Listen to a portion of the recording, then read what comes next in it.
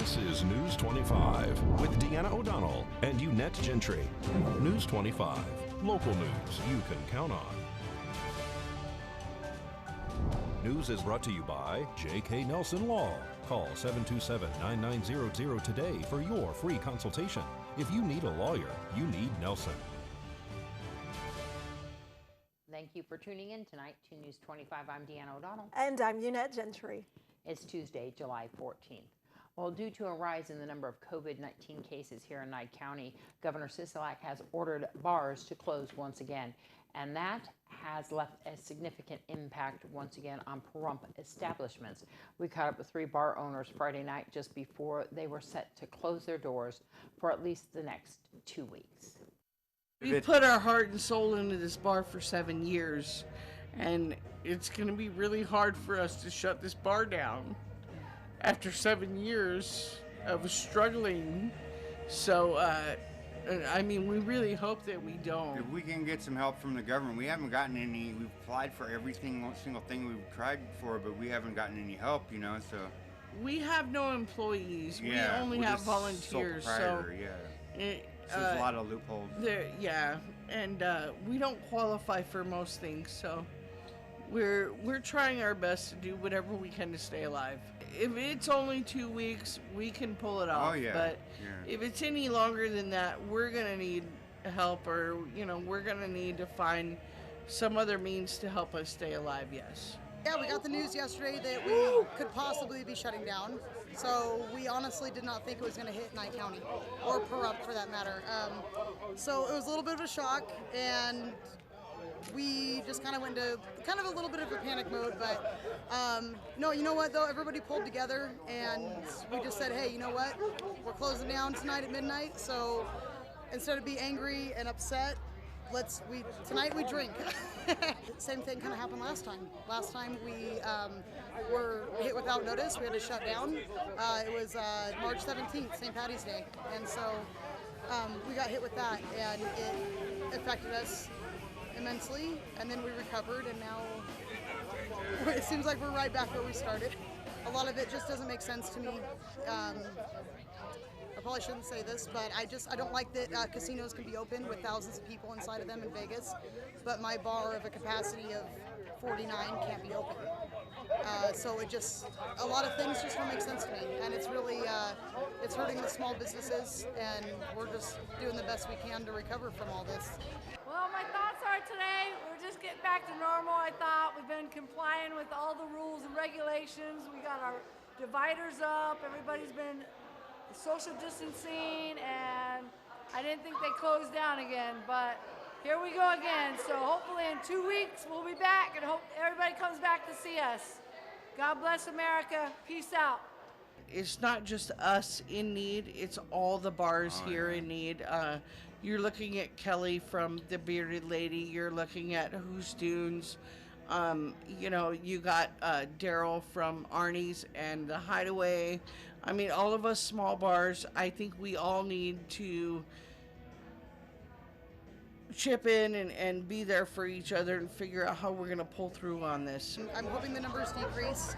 I may not agree with it, but I will be wearing my mask to help in any way that I can, because if it does help, then I'll do it, and if it's what the governor wants, then I'll do it. Anything to get my business back up and running, and also to keep people safe. If the masks do help, then I got to do what I got to do to keep everybody safe and get us all back in business and back to normal. Well, the state says that they will reevaluate the COVID-19 situation in 2 weeks. The governor says if the numbers improve, bars will be allowed to reopen. A Pahrump man is facing an assault charge after deputies says he threatened his wife with a gun. David Canty has been booked into the Nye County Detention Center on 1 count of assault with a deadly weapon. Canty's wife called the Nye County Sheriff's Office to say Canty had threatened to blow her brains out. Deputies say she told them she was having an argument with her husband when he made the threat.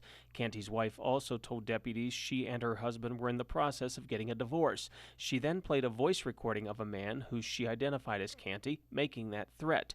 Canty's wife told officers he did not have a gun in his hand at the time, but she did tell officers Canty aimed a gun at the tire of her vehicle, saying if she tried to leave, he would shoot out the tire. According to the arrest report, she says since she was standing next to her vehicle, she feared for her life, but she did state that Canty never pointed the gun directly at her. When questioned by deputies, Canty said he did not have an argument with his wife and explained to them that in the voice recording, he was not threatening to shoot his wife, but was threatening to shoot his wife's boyfriend. Canty was placed under arrest without incident and taken to jail. All right, don't grab that remote. We'll be right back here at KPVM, where we like to say that stands for keeping Pahrump and Vegas in mind. You're watching News 25, brought to you by Star Nursery, your garden's partner for every bloomin' thing. News 25, local news you can count on. All right, welcome back to News 25. The FDA is granting fast-track status to drug companies working on a COVID-19 vaccine. Disneyland Hong Kong is reclosing Wednesday. And Elon Musk is now the 7th richest man in the world. Angela Miles has that and more in today's financial news. Topping our news, 2 drug companies are getting on the fast track in that race to find a COVID-19 vaccine. Shares of Pfizer and BioNTech are now in focus with investors as those companies are granted fast track status by the FDA and could possibly have 1 million virus doses by the end of the year. The Disneyland theme park in Hong Kong is closing back down Wednesday as coronavirus kicks up in that area. Over the weekend, Walt Disney World opened in Orlando as COVID cases surged in Florida. Mesa Air Group is among the airlines flying fewer passengers, so now the airline will fly packages for DHL. Mesa Airlines package deliveries will begin in October. And Tesla CEO Elon Musk is moving up. He's now the 7th richest person in the world, beating out Warren Buffett as Tesla shares skyrocket. To find out where you can see us every day, go to businessfirstam.com. Thanks so much, Angela. And now turning back to local news, Nye County is reporting 189 confirmed positive COVID-19 case test results. Today, Smoky Valley had its first positive test result returned, and the known COVID-related deaths remain at 3 here in the county. And here's a reminder that antibody positives do not count in the county's overall active total. And there is drive-up testing in Pahrump available on Mondays, 7 p.m. until 9 p.m., and Wednesdays and Fridays, 7 a.m. until 9 a.m. And you can still make an appointment for COVID-19 testing here in Pahrump, Amargosa Valley, and Beatty. And you can call 702-234-5398, or you can email pahrump@serenitymentalhealth.org. You can also make an appointment in Tonopah, Central Nevada Regional Care by appointment only by calling 775-302-5800, and they'll set up an appointment for you. There's also a new number for Tonopah Primary Care by appointment only. Call 775-482-9898, Monday through Thursday, 8 a.m. until 5 p.m., and they will also set up an appointment for you. And GABS drive-through testing is available in Northern Nye County Hospital District, and its partner Central Nevada Regional Care will provide drive-through testing in GABS on Friday, July 17th, starting at 11 a.m. Please register at this email address you see on your screen, or you can call 775-277-1185. And we're seeing a growing number of COVID-19 patients and the diagnoses here in Nye County, but we're not seeing the same number of patients being reported as recovered. And Director of Emergency Management Scott Lewis says that's because the state is overwhelmed with new cases of COVID-19, and the county is now trying to play catch up. We are working very closely with our state epidemiologist office, and they are clearly inundated right now. So where we should be seeing a significant increase in recovered, they are focusing on the new receipt cases at this point. So what I had hoped to give you a good report today on the recovery simply can't happen because the state is still reconciling the new cases before we can move to recovered status. Chief, how many of those cases are active? That's the thing we're working on. In the majority, I would believe we're probably at a 60% recovered. The remainder would be active. But the thing is, their cases are coming in so quickly, the epidemiologist's office hasn't really had the time to focus on moving people to recovered status. So at some point, we're going to have a great big drop, and they're all at the same rate that they're coming in active. They're going to drop off and go back into recovery. At some point. And we pray we have no deaths. Exactly. There's one of two things that happen. They either recover or a death occurs, and the majority are going to recovered status. Some require a lengthy hospitalization, but thus far, everything is going to recovered status, either by time or by, because remember, some are asymptomatic and never have been symptomatic, but they're still COVID positive. Thanks so much, Chief Lewis.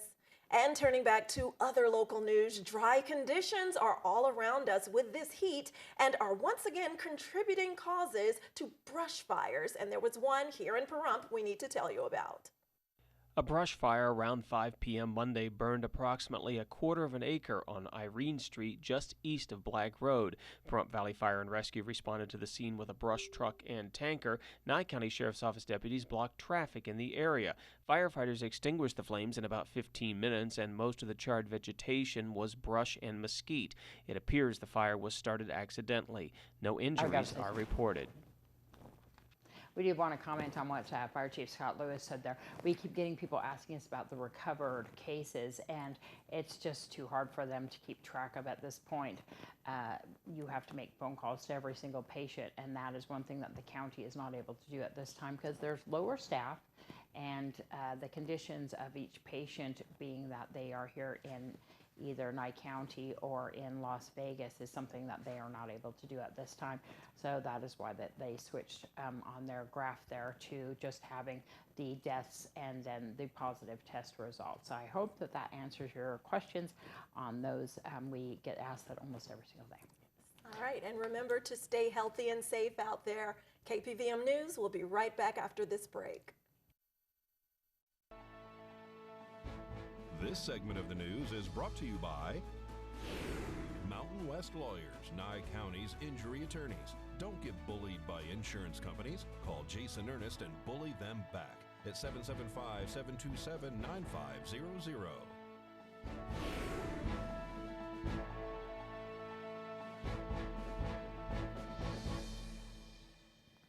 Well, I know you felt it. Many parts of the country are experiencing sweltering heat.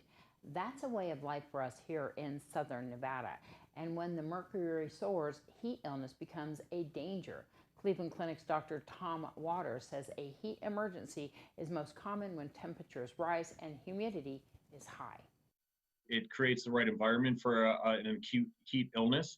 And that can range anywhere from heat cramps to what we call heat illness or heat exhaustion, all the way on the far end of the spectrum to something called heat stroke, which is an acute life-threatening emergency. Dr. Waters says people at greatest risk for heat illness include young children, the elderly, and people exercising or working outdoors. He says feeling thirsty is the first sign of dehydration and possible heat illness. Other early signs include heat cramps, nausea, dizziness, and vomiting. If you notice any of these symptoms, it's time to cool down and hydrate. If you're spending a lot of time in the heat, he recommends taking breaks every 30 to 60 minutes and finding shade or air conditioning.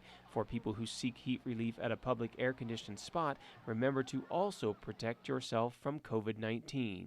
Well, if you're going to a public place to get into the air conditioning, obviously it's important to follow all local regulations as far as COVID. And if you're out in public, you should be wearing a mask, you should be social distancing, you should be washing your hands frequently and avoid touching your face. Dr. Waters adds that anyone who seems confused after spending time in the heat should be cooled down immediately and taken to an emergency department. Confusion is a sign of heat stroke, which can be life-threatening. He says people should not be afraid to go to an ER because of COVID-19. Hospitals have put a number of measures in place to keep patients safe. Thanks to Brad Francis for that report. Well, whether it's a total remodel or a simple task, we all want to feel good about our home improvement projects. In this week's Angie's Report, Angie Hicks gives advice on successfully planning your next update. Measure twice, cut once. We all know that proper planning helps projects go smoothly. The bigger the project, the more there is to plan. When it comes to home improvement projects, Angie Hicks of Angie's List has some advice on planning for success. First things first, before you reach out to your home improvement pro on your next project, make sure you have details laid out of what's important to you. Having pictures or examples can make that first conversation much more effective. Although you don't need to have everything planned out at this point, it's important to set clear expectations early on. Think about how you want the space to feel when it's finished. Start by collecting photos of finished products that you really like and have the right type of feel. So whether you're searching the internet, flipping through magazines, collecting a series of photos can really give a contractor a feel for what you're looking for. Don't just plan for the finished product. To help the construction phase go smoothly, plan for what will happen in the meantime as the project is being worked on. Consider the impact your project will have on your home and your family before you begin. Will it impact electrical or plumbing? Also, will you be able to use your kitchen or bathroom? And make sure you have a backup plan for how you're going to live day-to-day life. Next up, setting your budget. Evaluate comparable homes around you. Going too expensive might mean that your home could sit on the market or that you can't recoup your expenses. Even if you aren't planning to sell soon, it's worth thinking about the return on investment. Then it's time to find the right professional for the job. Reputation matters. Be sure that you check out the pro you're going to hire. Read reviews. Check their insurance, their licensure. Make sure they're bonded. And also, make sure that you're interacting with them face-to-face so you know how you're going to work together during the project. If in-person meetings don't feel right to you right now, try using video chat instead. The important thing is that you can make a connection. Don't forget the human element. Especially if it's a larger project, you might be working with this contractor and their team for several weeks. You want to make sure that you have good communication and a solid plan for how your project's going to go from start to finish. For more information on planning a successful remodeling project, go to angieslist.com. News 25 WeatherCam is brought to you by Lerner and Rowe Injury Attorney's Office in Pahrump. In a wreck, need a check? Call 702-877-1500. All right, it's time to take a look outside through our weather cam. At these beautiful conditions, we have a slight breeze, but no discernible clouds in that direction, just bright blue skies and warm weather. We'll take a closer look right after this break. News 25 weather is brought to you by Dairy Council of Nevada. The splash of cream in your coffee, the dollop of sour cream on your burrito, the melted toasty cheese on your pizza. Undeniably delicious, undeniably dairy. Enjoy what's real. All right, in surrounding areas, Las Vegas 108, a low tonight of 80, Death Valley 116.84, Amargosa 105.71, Beatty 101.68. Goldfield 96.59, Tonopah and Fernley 95 is your high, 59 is your low tonight.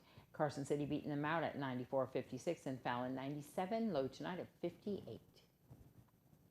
Here in Pahrump, sunny skies with your high of 104, winds out of the south-southwest at 14 miles per hour, humidity at 6% and sunrise at 5:37 this morning. Tonight, clear skies with your low of 74, winds out of the southeast at 12 miles per hour, humidity up there at 13% and sunset 8:01. Look at your 7-day forecast showing if you're playing poker, sevens across the board down there for your overnight lows.